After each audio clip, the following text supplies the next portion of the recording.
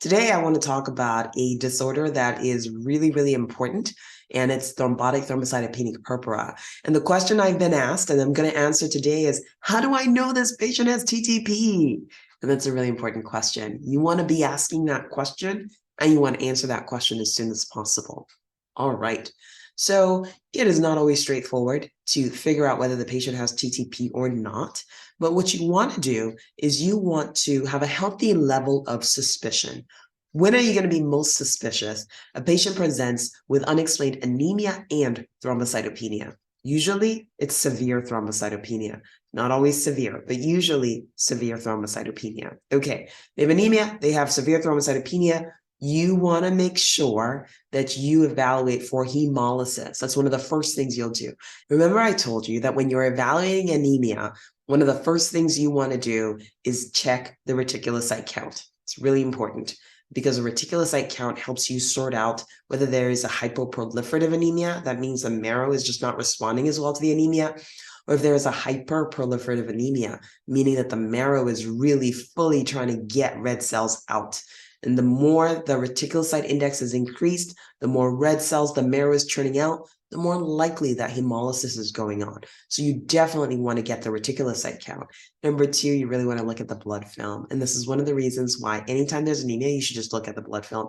You should get used to looking at blood films so you get used to knowing what a normal blood film looks like. So when you see an abnormal blood film that may have red cell fragments or schistocytes on them, you know what that looks like. So the two most important tests in a patient who has anemia with or without thrombocytopenia are the reticulocyte count and the blood film. So those are the two most important tests. Okay, now, if you think that the patient may have TTP, you want to get hemolysis studies as soon as possible. What does that mean? You want to check to see what is the lactate dehydrogenase, the LDH. You want to check what is the haptoglobin. You also want to take a look at the bilirubin as well. You might even fractionate the bilirubin. That is, you might figure out how much of the bilirubin elevation is direct and how much is indirect as well. All right, so if you have a patient in whom there's anemia and thrombocytopenia, you've done the reticulocyte count and maybe it's elevated, you've looked at the blood film and it's concerning for schistocytes, and you do the hemolysis markers and you're seeing that there's hemolysis, you absolutely need to get in touch with your hematologist friend as soon as possible so that they can help you make the call. You absolutely want to get the hematologist involved as soon as possible. And one of the things that hematologists will do is calculate the risk score. What is the likelihood that this patient has ADAMTS13 deficiency? ADAMTS13 is a protein that's important in cleaving von Willebrand factor, and in TTP, this protein is deficient. And so it's really, really important that this test be done while you're also in the process of treating the patient, right? So TTP is one of those diseases that you don't want to wait to get the diagnosis before you start treatment.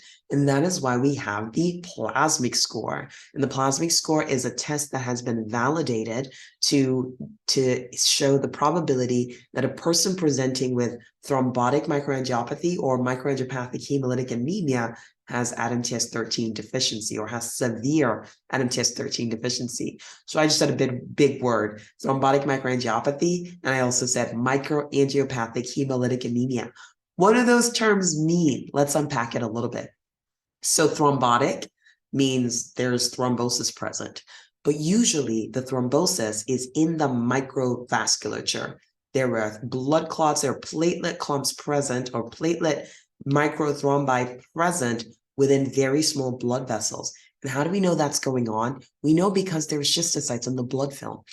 Red cells are zipping through the body at any given point in time, going to oxygenate different cells.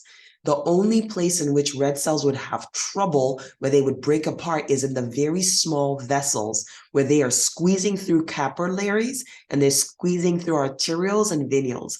And if there are microthrombi within these very small vessels or the microvasculature, then the red cells break apart. So the reason you know there's thrombotic microangiopathy is because the red cells are breaking apart. And that's why it's also microangiopathic, that's the micro blood vessels, hemolytic, red cells breaking apart, and hemolysis, anemia. There's anemia present. All right, so that's how you know. So the patient has thrombotic microangiopathy. They have microangiopathic hemolytic anemia. You calculate their plasmic score. Now, what is a plasmic score? Again, it is a predictive score. And there are many others. There are other predictive scores, but this is the one that is the most commonly used today. And the plasmic score has 7 components to it. So P is for platelet count, usually platelet count less than 30,000. L is for lysis. Usually that refers to an elevated reticulocyte count or evidence of indirect hypobilirubinemia. So that's the lysis. A is for absence of cancer, right? And then S is for absence of solid organ transplant. M is for MCV, that is normal. And then I is for INR. Usually you want it to be normal. And then C is for creatinine, which tells you about the renal function.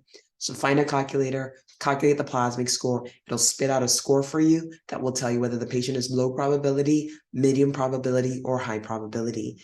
If patients are moderate to high pretest probability, then you should consider starting treatment right away.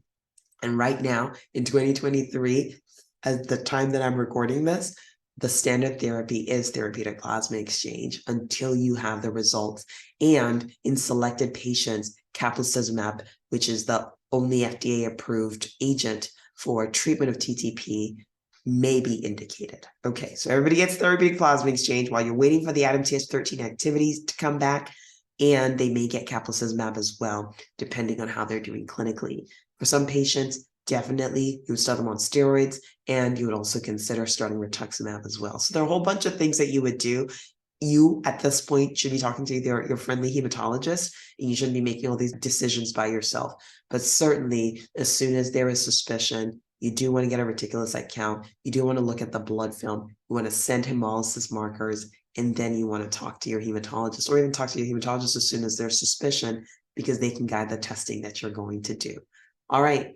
If you think the patient has TTP, you should definitely take that seriously, because mortality rates are pretty high if patients are not promptly treated. And so you want to make sure that you are on the side of early diagnosis and early treatment.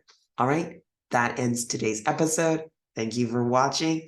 I'll talk to you next time.